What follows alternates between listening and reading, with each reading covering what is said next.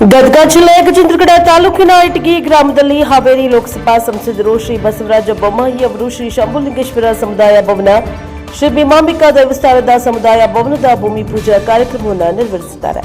ಭಾರತದ ಹೆಮ್ಮೆಯ ಪ್ರಧಾನಮಂತ್ರಿಗಳಾದ ನರೇಂದ್ರ ಮೋದಿಯವರು ಸಮಾಜದ ಎಲ್ಲಾ ಸಮುದಾಯಗಳ ಜನರ ಅಭಿವೃದ್ಧಿಗಾಗಿ ರೂಪಿಸಿರುವ ಅನೇಕ ಜನಪರ ಯೋಜನೆಗಳನ್ನು ಸಾರ್ವಜನಿಕರು ಸದುಪಯೋಗಪಡಿಸಿಕೊಂಡು ಶೈಕ್ಷಣಿಕವಾಗಿ, ಸಾಮಾಜಿಕವಾಗಿ ಹಾಗೂ ಆರ್ಥಿಕವಾಗಿ ಅಭಿವೃದ್ಧಿ ಹೊಂದುವುದು ಇಂದಿನ ಅವಶ್ಯಕವಾಗಿದೆ ಎಂದು ಮಾಜಿ ಮಂತ್ರಿಗಳು ಹಾಗೂ ಗದಗ ಹಾವೇರಿ ಲೋಕಸಭಾ ಕ್ಷೇತ್ರದ ಸಂಸದರಾದ ಬಸವರಾಜ ಬೊಮ್ಮಾಯಿ ಹೇಳಿದ್ದಾರೆ.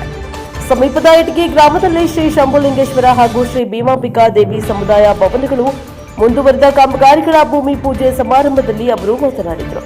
ಈ ಸಂದರ್ಭದಲ್ಲಿ ಮಾಜಿ ಸಚಿವರಾದ ಶ್ರೀ ಕಳಕಪ್ಪ ಬಂಡಿ, ಬಿಜೆಪಿ ರೋಣ ಮಂಡಲ ಅಧ್ಯಕ್ಷ ಉಮೇಶ್ ಮಲ್ಲಾಪುರ, ಪಕ್ಷದ ಹಿರಿಯರಾದ ಬಿಎಂ ಸಜ್ಜನರ್, ದೇವರಾಜ್ ದೇಸಾಯಿ, ಶಿವಾನಂದ್ ಮಠದ್, ಭಾಸ್ಕರ್ ರಾಯಬಾಗಿ, ಸಂಗನಗೌಡ ಮಾಲಿ ಪಾಟೀಲ್, ಬಸಯ್ಯ ಹಿರೇಮಠ್, ಬಸವರಾಜ್ ಕೋಮಾರ, ಆಂದಪ್ಪ ಹೂಗಾರ್, ಮುತ್ತಯ್ಯ ಹಿರೇಮಠ್, ಬಸಯ್ಯ ಹಿರೇಮಠ್, ಕಳಕಪ್ಪ ಪಲ್ಲೇದ್, ರುದ್ರಯ್ಯ ಹಿರೇಮಠ್, ಶರಣಯ್ಯ ಹಿರೇಮಠ್, ಸಂಗಪ್ಪ ಅವಾರಿ, ಶಿವರಾಯಪ್ಪ ಪಲ್ಲೇದ್, ಅಪ್ಪಯ್ಯ ಹಿರೇಮಠ್, ಭೀಮಪ್ಪ ಸುಡಿ, ಪಟತಯ್ಯ ಹಿರೇಮಠ್, ಶಂಭು ಹಿರೇಮಠ್, ಮುರಳಿ ಹಜಾರೆ, ಮಲ್ಲಪ್ಪ ಕುರಿ ಸೇರಿದಂತೆ ಅನೇಕರು ಉಪಸ್ಥಿತರಿದ್ದರು.